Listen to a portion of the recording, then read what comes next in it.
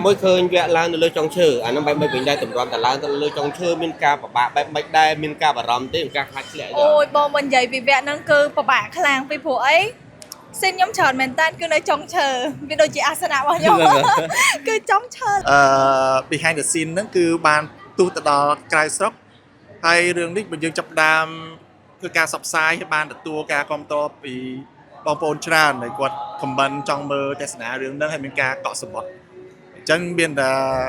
សប្បាយចិត្តមែនទែនរឿងព្រីបំពេកូនភាពយន្តខ្មែរខ្នាតធំរបស់ផលិតកម្ម Media Load កំពុងផ្ទុះការគាំទ្រខ្លាំងរយៈពេលជាង1ឆ្នាំដែលផលិតកម្ម Media Load សំងំផលិតភាពយន្តរឿងព្រីបំពេកូនក្នុងថ្ងៃសម្ពោធប្រកាសចាក់បញ្ចាំងជាផ្លូវការនៅថ្ងៃទី28ខែមករាតួឯកប្រុសស្រីទាំងពីរកញ្ញាកនិកានិងតារាសម្ដែងរូបសង្ហាលោកសុធិរិទ្ធបានបង្ហាញក្តីរំភើបចំពោះការសម្ពោធរឿងថ្មីរបស់ខ្លួនដោយលោកបានរំលឹកឡើងនៅសាច់រឿងដ៏គួរឲ្យចាប់អារម្មណ៍អូខេបើសម្រាប់ចំណាប់អារម្មណ៍ខ្ញុំផ្ទាល់គឺមានអីក្រៅពីពាក្យថាសប្បាយចិត្តខ្លាំងមែនតើពីព្រោះថារឿងនេះអញនិយាយបានថាវាជារឿងចាវាជារឿងទី1របស់ខ្ញុំតែចាក់រឿងយឺតរឿងផ្សេងចាក់ក្រោយប៉ុន្តែរឿងហ្នឹងគឺខ្ញុំថតដំបូងគេបអស់ហើយយកទៅគឺរំភើបខ្លាំងព្រោះថាខ្ញុំរងចាំរឿងហ្នឹងខ្លាំងជាងគេដូចគ្នាដោយសាររឿងហ្នឹងខ្ញុំស្រឡាញ់ខ្លាំងហើយ vibe ទីមកគឺថ្មីសម្រាប់ខ្ញុំហ្មងចុះឥឡូវហ្នឹងគឺសប្បាយចិត្តខ្លាំងហើយទុកខ្លាំងដូចគ្នាអញ្ចឹងគឺកាន់តែរំភើបគុណនឹង10សម្រាប់រដ្ឋវិញគាត់ថារឿងនេះចំណុចពិសេសត្រង់ណាដែលទស្សនិកជនគួរតែមកទស្សនាបាទសម្រាប់រឿងមួយនេះរឿងព្រាយបំពេកូននេះបងប្អូនអរគ្នាមកតែមកទស្សនាខ្សែគឺជារឿងខ្មែររបស់យើងផលិតករខ្មែរបាទក៏ដូចជាតួខ្មែរក៏ដូចជាអ្នកដឹកនាំក៏ខ្មែរអញ្ចឹងយើងជួយរួមគ្រប់គ្រងជាមួយនឹងបាទក្នុងរឿងខ្មែររបស់យើងបានន័យថាយើងគ្រប់គ្រងជាមួយនឹងប្រជាជនខ្មែររបស់យើងដូចគ្នាអញ្ចឹងសង្ឃឹមថាពុកម៉ែបងប្អូននឹងមានការគ្រប់គ្រងច្រើនសម្រាប់រឿងព្រាយបំពេកូននេះហើយដែលសំខាន់គឺមិនថា trailer មិនថា behind the scene គឺមានការគ្រប់គ្រងច្រើនមែនតើតាមខ្ញុំឃើញគឺរាប់លាន view អញ្ចឹងសង្ឃឹមថាបងប្អូនមកមើលទាំងអស់គ្នាឲ្យរឿងរបស់យើងកាន់តែផ្ទុះបានកាន់តែមានការគ្រប់គ្រងមិនថាប្រទេសយើងរហូតដល់អាចប្រទេសក្រៅទៀតក៏ថាបានដែរចាបងបាទអាចនិយាយថាឆ្លងកាត់ការពិបាកអីគេខ្លះដែរជាមួយនឹងការថតរឿងនេះសម្រាប់ទៅនេះបើសម្រាប់ខ្ញុំដូចជាអត់សូវពិបាកទេដោយសារខ្ញុំនិយាយថាខ្ញុំសិល្បៈច្រើនឆ្នាំដែរហើយប៉ុន្តែអ្វីដែលខ្ញុំអត់ទេគឺខ្ញុំរៀនទោះខលគាត់ដោយសារគាត់តួថ្មីអញ្ចឹងខ្ញុំតែងតែផ្ដល់ជាមួយនឹងបាទដំបូងមានក៏ដូចជាតែងតែសាច់រំលែកអីគាត់បានធ្វើកាន់តែល្អអញ្ចឹងណាព្រោះធម្មតាយើងជាដៃគូមួយគ្នាយើងចង់ឲ្យរឿងល្អដូចគ្នាតែយើងគួរតែបាទជួយផាត់រៀនគ្នាបងប្អូននៅថ្មីអាចថាគាត់ថ្មីមែនតើហ្មងសម្រាប់ក្នុងរឿងនេះខ្ញុំប្រាប់ចឹងថារឿងនេះទី1របស់ខ្ញុំហ្មងចឹងខ្ញុំថ្មីខ្លាំងបើខ្ញុំអត់បានបង្រត់ទេក៏សមត្ថភាពខ្ញុំសម្ដែងនៅតាមពិបាកមើលហ្មងតែមិនដែរជឿជាក់ទៅលើភាពយន្តនេះប្រហែលភាគរយដែរហើយជឿជាក់ទៅលើអ្វីដែលខ្លួនឯងសម្ដែងបែបនេះដែរអូខ្ញុំជឿជាក់ខ្ពស់ហើយដោយសារខ្ញុំមានគ្រូជាបង្រត់មិនធម្មតាបង្រត់ទេហើយមានតួម៉ាក់មានតួប៉ាផ្សេងទៀតដែលគាត់ជួយណែនាំច្រើននិយាយទៅរឿងហ្នឹងគឺខ្ញុំរំពឹងខ្ពស់ព្រោះថាមានអ្នកដែលតាមជួយពីក្រោយច្រើនជួយណែនាំច្រើនខ្ញុំរំពឹងខ្ពស់ខ្លាំងបាទសម្រាប់ខ្ញុំរំពឹងខ្ពស់ដូចជានីកាដែរដោយសារតាការដែលខ្ញុំបានទស្សនា trailer ឬជាទស្សនាផ្សេងខ្ញុំដឹងថារឿងហ្នឹងចង់និយាយថាអត់ខ្ចោះប្រហែលទេប៉ុន្តែវាហួសពីការរំពឹងទុកមានន័យថាខ្ញុំអត់សង្ឃឹមថារឿងហ្នឹងទៅអត់ខ្ចោះ 100% ទេប៉ុន្តែខ្ញុំរំពឹងខ្ពស់ថារឿងហ្នឹងនឹងមានការបាទល្អមើលជាងអ្វីដែលយើងរំពឹងទុកចាបងរបៀបអញ្ចឹងបាទដោយសារតែខ្ញុំមើលមតិខមមិនមួយចំនួនតូចគាត់តែងតែនិយាយដូចបងអញ្ចឹងប៉ុន្តែគ្រាន់ថាខ្ញុំចង់បង្ហាញប្រាប់ថារឿងសម័យកាលតែមួយប៉ុន្តែសាច់រឿងគឺផ្សេងនេះតែឆ្លាស់តែម្ដងអត់មានពាក់ព័ន្ធជាមួយនឹងរឿងដែលយើងធ្លាប់មើលកន្លងមកឯងគ្រាន់ថាមកសាច់រឿងខ្លះវាអាចមានស្រៀងតិចប៉ុន្តែអត់ដូចទេដោយសារក្នុងរឿងនេះខ្ញុំថតមួយនីកាគឺផ្សេងគ្នាមែនតើអញ្ចឹង surprise ខ្ញុំមែនតើដោយសារតែមករឿងនេះពីមួយវគ្គទៅមួយវគ្គពីមួយសាច់រឿងទៅមួយសាច់រឿងគឺប្រទាញបតងគ្នាមែនតើហើយអ្វីដែលសំខាន់គឺតួ focus របស់គេគឺបាទកនិកាគាត់ចេញគ្រប់ស៊ីនគ្រប់វគ្គគ្រប់ភាគអញ្ចឹងគាត់រៀងហត់ជាងគេបាទហើយគាត់តួថ្មីទៀតខ្ញុំរៀងភ័យខ្លាចដែរនឹកឃើញថាអូគ្នាថ្មីផងអីផងមិនដឹងថាមិនអីមកទេអញ្ចឹងមានតែជួយលើកទឹកចិត្តគ្នាដើម្បីឲ្យរឿងយើងបានជោគជ័យទាំងអស់គ្នាហើយគាត់ក៏ខំប្រឹងប្រែងនិយាយបានថាជាតួថ្មីពិតប្រាកដមែនប៉ុន្តែសមត្ថភាពរបស់គាត់សម្ដែងគឺបងប្អូនទាំងអស់គ្នាមើលของគាត់ថាជាខ្លាចអារម្មណ៍មែនតើខុសពីរឿងដែលគាត់ថតសម្ដែងពីមុនមកវគ្គមួយឃើញវគ្គឡើងនៅលើចុងឈើអាហ្នឹងបែបមិនវិញដែរតម្រាំតែឡើងទៅលើចុងឈើមានការពិបាកបែបមិនដែរមានការបារម្ភទេមានការខ្លាចធ្លាក់អូយបងមិននិយាយពីវគ្គហ្នឹងគឺពិបាកខ្លាំងពីព្រោះអីសិនខ្ញុំច្រើនមែនតើគឺនៅចុងឈើវាដូចជាអាសនៈរបស់ខ្ញុំគឺចុងឈើរហូតហ្មងប៉ុន្តែយើងនៅតែជំនះពីព្រោះថាបើសិនជាយើងអត់ឡើងទៅខ្លួនឯងយើងអត់ជំនះឡើងទៅទេសាច់រឿងយើងក៏អត់លយដែរបងពីព្រោះអី សាច់រឿងគឺគេតម្រូវឲ្យយើងនៅចុងឈើហើយបើយើងអត់ព្រមឡើងមិនកើតមិនតាម flow សាច់រឿងរបស់យើងចឹងត្រូវតែជំនះឡើងគ្រាន់តែថាពិបាកមែនព្រោះកាលហ្នឹងទីមួយខែភ្លៀងចឹងដើមឈើវាមានស្លែចឹងវាល្អិលច្រើនចឹងវាពិបាកឡើងប៉ុន្តែអត់អីនៅតែអាចធ្វើបាន ឡើងដល់ជើងឬក៏ឡើងដល់មានអីស្ទូចឡើងដែរ អូយអត់ទេបងឡើងដោយជើងតាម ឡើងដោយសមត្ថភាពតួស្រីផ្ទាល់ មានខ្លាចទេមិនមើលនៅលើមកក្រោម អូយបងនិយាយស្មោះត្រង់ខ្លាចតាតែគ្រាន់តែថាអីដែលរៀងបន្ថយការខ្លាចតិចដោយសារកន្លែងខ្លះនៅខាងក្រោមហ្នឹងវាជាទឹក តែទឹកហ្នឹងទឹករាក់ហ្នឹងមិនទឹកជ្រៅណាស់ណា គេនិយាយចឹងដែរគេថាទឹករាក់ហ្នឹងអត់សូវជួយបានហ្មងទេ ដោយសារតែជាប្រភេទរឿងបែបភ័យរន្ធត់អ្នកខ្លះគាត់ធ្លាប់ថតរឿងបែបហ្នឹងអញ្ចឹងក៏ជួបរឿងរ៉ាវចម្លែកបែបលក្ខណៈភ័យជំនឿចឹងថាក្នុងអំឡុងពេលការថតនេះយើងបានជួបហេតុការណ៍ផ្លែកតែគួរឲ្យចាប់អារម្មណ៍ដែរអត់ទេឬមួយក៏ធម្មតា បើសម្រាប់ពួកខ្ញុំអាចអានោះបើសម្រាប់ខ្ញុំហ្មងគឺដូចជាអត់មានជួបអីទេដោយសារពួកយើងបានសែនត្រឹមត្រូវពួកយើងសែនជារៀងរាល់ថ្ងៃបងពួកនឹងពួកយើងចេញថតគឺយើងត្រូវតែសែនជាប្រចាំរៀងរាល់ថ្ងៃអត់ដែលខានទេយើងសុំគេហ្មង យ៉ាពេលនោះមួយខែជាងដែរណោះ យើងឡើងចូលពេញរហូតមកទឹករបៀបមកទឹកទៅខែចឹងទៅឡើងមកពេញពីថ្ងៃហើយបានចូលទៅវិញ ទីតាំង របៀប ណា ឡើង ទីតាំង នៅខេត្តកំពង់ធំ ចិត្តចូលព្រះវិហារ Yes ប៉ុន្តែគាត់ថាចូលជ្រៅមែនតើយើងកាត់ចកា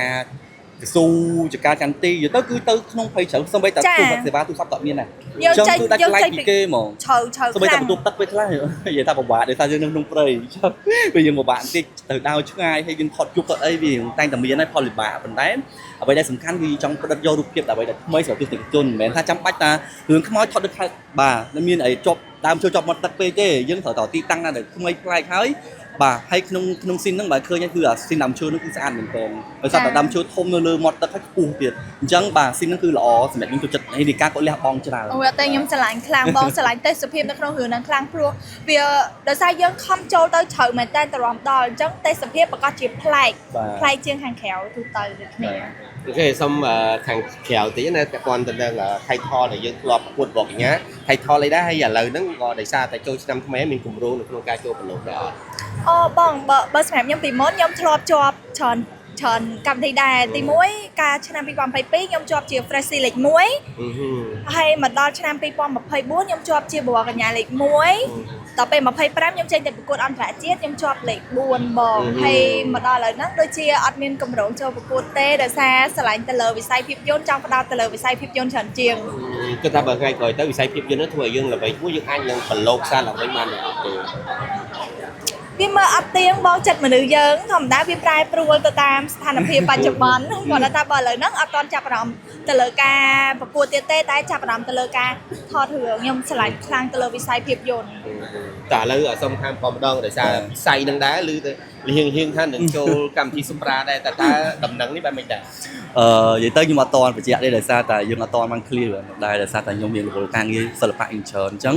ស្រឡាញ់ខ្ញុំចង់ចូលរួមមែនទែនតំណាងឲ្យប្រទេសកម្ពុជារបស់យើងលើឆាកអន្តរជាតិប៉ុន្តែយើងក៏ត្រូវទៀមទាជាមួយនឹងសមត្ថភាពទៀមទាជាមួយនឹងអ្វីដែលយើងមានឲ្យបង្ហាញទៅកាន់ពិភពលោកមិនថាយើងប្រឡងហើយយើងគ្រាន់តែទៅមកទៅដើម្បីតែមកទៅធ្លាក់អីក៏យើងអត់សំខាន់ខ្ញុំចង់ឲ្យទៅឲ្យមានភាពជឿជាក់ហើយឲ្យមានការគ្រប់គ្រងពីពុកម៉ែបងប្អូនទៀតហើយសំខាន់ទៅដល់ឆាកអន្តរជាតិយើងទទួលបានបាទ placement មួយដែលល្អបាទ ប្រហែលឆ្នាំហើយដែលរដ្ឋបានគេហៅថា បង កាត់ខានឲ្យបានបងចង់ទៅ និយាយទៅឆ្នាំនេះគឺខ្ញុំរៀងចង់ទៅខ្លាំងជាងគេដោយសារតែវាអាចផុតអាយុឲ្យយើង34ឆ្នាំ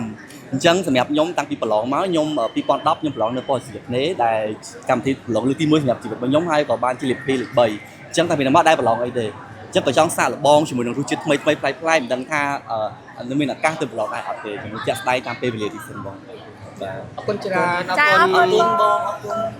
ចាងបានព្រឹត្តិការណ៍ Media Load លោកអិនវិចិត្របានលើកឡើងពីចំណុចទាក់ទាញខ្លាំងនៃភាពយន្តព្រីបំពេកូនយ៉ាងដូចនេះថា អញ្ចឹងខ្ញុំសប្បាយចិត្តមែនតើដែលរឿងហ្នឹងឈុតក្រៅឆាករបស់យើងណាbehind the scene ហ្នឹងគឺបានទូទៅដល់ក្រៅស្រុកហើយរឿងនេះបើយើងចាប់ផ្ដើមធ្វើការផ្សព្វផ្សាយឲ្យបានទទួលការគាំទ្រពីបងប្អូនច្រើនដែលគាត់ comment ចង់មើលទស្សនារឿងហ្នឹងហើយមានការកក់សម្បត្តិអញ្ចឹងមានតែសប្បាយចិត្តមែនតើបើយើងជាផលិតករពេលផលិតអ្វីមួយដែលបានការទទួលពីប្រិមិត្តហើយមានការផ្សព្វផ្សាយទូលំទូលាយពីបងប្អូនcontent creator អ្នកបង្កើតមាតិកាផងដែរហើយសង្ឃឹមថារឿងនេះនឹងជោគជ័យហើយនឹងផ្ដល់នៅទាំងការកំសាន្តហើយក្នុងនោះគឺរឿងនោះក៏មានបែបលក្ខណៈអប់រំជាពិសេស របៀបការស្រឡាញ់ក្តីស្រឡាញ់របស់មេដាទៅកាន់កូនណានឹងការលះបង់របស់មេដាទៅកាន់កូនបាទនៅក្នុងនោះជាប្រកបអត្ថន័យនៃអប់រំខ្លះនៅក្នុងនោះផងដែរបាទ មានគម្រោងនៅក្នុងការចាក់បញ្ចាំងនៅក្រៅប្រទេសដែរអត់ទេ បាទដោយសាររឿងនេះឈុត behind the scene ហ្នឹងគឺផ្ទុះដល់ក្រៅតែអញ្ចឹងយើងមានកម្រងអញ្ចឹងបាទយើងពេលដែលខ្ញុំធ្វើរឿងមួយយើងមាន subtitle តែឥឡូវស្តង់ដារនៅខ្មែរក៏មាន subtitle ប៉ុន្តែយើងធ្វើ subtitle ហ្នឹងដើម្បីឲ្យបរទេសមួយចំនួនហ្នឹងគាត់អាចបានទស្សនាផងដែរហើយពេលយើងយកទៅក្រៅប្រទេសបើប្រទេសខ្លះដែលយើងអាច dubbing បានបញ្ចូលសម្លេងបានយើងបញ្ចូលសម្លេងដល់ប្រទេសណាដែលអត់បានបញ្ចូលសម្លេងបានយើងចាក់តាម subtitle អញ្ចឹងយើងចង់នាំរឿងទៅកាន់ក្រៅប្រទេសជាពិសេសប្រទេសនៅតំបន់អាស៊ីអាគ្នេយ៍របស់យើងហើយយើងអាចឈានទៅតំបន់ផ្សេងៗទៀតផងដែរបាទ លក្ខណៈពិសេសនៃភាពយន្តនេះដែលទស្សនិកជនគួរតែមកទស្សនាមែនទេ លក្ខណៈពិសេសនៃរឿងនេះគឺនិយាយបើរឿងពីមុនខ្ញុំនៅធ្វើហ្នឹងបើរឿងទី1តាមពិតរឿងនេះរឿងដែលខ្ញុំធ្វើដំបូងប៉ុន្តែចាក់ជារឿងទី5ដែលយើងយកមកចាក់បញ្ចាំងក្នុងកនហ្នឹងណារឿងទី1រឿងបែបកំហឹងធ្មប់រឿងធ្មប់រឿងអគុំអីចឹងទៅរឿងទី2រឿងតកូនអ្នកដិតខ្មោចរឿងបែបកប្លែងរឿងទី3រឿងចាស់កញ្ចក់រឿងរន្ធត់រឿងខ្លាំងហើយរឿងទី4ខ្ញុំសហការផលិតជាមួយខាង Black Box រឿងគុំបារានបែបបង្ហាញពីបៃនីខ្មែរយើងបែបបារានដែរហើយរឿងទី5នេះគឺពិសេសត្រង់ថាបង្កប់អត្ថន័យអប់រំនិងបង្ហាញនៅក្តីស្រឡាញ់នៃមេដាទៅកាន់កូនហើយបែបរបៀបកំសត់អញ្ចឹងរឿងនោះបើសិនជាទៅទស្សនាគឺអ្នកមួយចំនួននឹងយំខ្ញុំជឿថាយំភាសាកំសត់មែនតើរឿងហ្នឹងរឿងបើនិយាយឲ្យថាអត់ដូចទាំងស្រុងវាអត់ត្រូវទេដោយសារសាច់រឿងជាធម្មតាទៅរឿងជាខ្មោចអីខ្មោចប្រកាសជាអាចបើខ្មោចស្រីខ្មោចប្រុសតែដូចខ្មោចបើខ្មោចស្រីក៏ដូចហើយព្រាយហើយបើសិនជារបៀបគាត់មានកូនឬក៏មានតៃពូហើយគាត់ស្លាប់វាមានសាច់រឿងច្រើនអញ្ចឹងប៉ុន្តែអត់ដូចទេគាត់អាចទៅទស្សនាបានអត់ដូចទេចង់និយាយណាស្តៀងអាចស្តៀងខ្លះនៅក្នុងនៃឡងឬអីខ្លះប៉ុន្តែអត់ដូចទេគាត់អាចទៅទស្សនាបានមើលរឿងពេញនេះបានយល់ថាអូរឿងល្អមើលហើយមិនដូចទេបាទសូមចាំទូការគ្រប់គ្រងទេបាទឥឡូវមានការគ្រប់គ្រងច្រើនហើយគាត់មើល trailer មើល poster មើលអីចឹងហើយមានអ្នកកក់សបត់ច្រើនអញ្ចឹងខ្ញុំសង្ឃឹមថា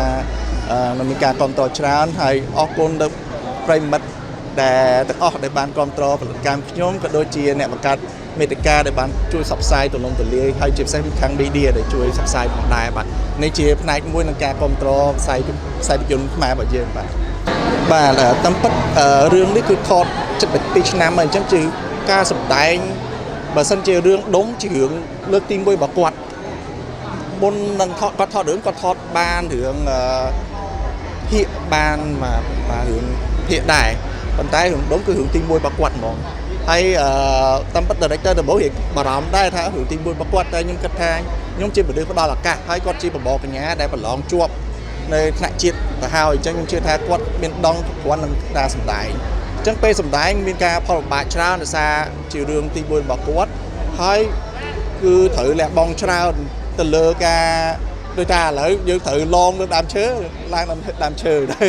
អញ្ចឹងមានច្រើនតែដាក់តកៅលើខ្លួនឬអីអញ្ចឹងគឺគាត់លេងបានលេងដល់ហើយមនោសញ្ចេតនាចូល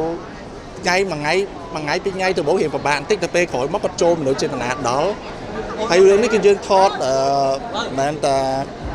យើងថតដល់12ដងថតម្ដងទៅយើងមើលទៅថាអូយើងថែមប្រហែលថ្ងៃថតទៀតប្រហែលខែក្រោយយើងថតទៀតដើម្បីរឿងនោះឲ្យបានជាសមិទ្ធផលល្អ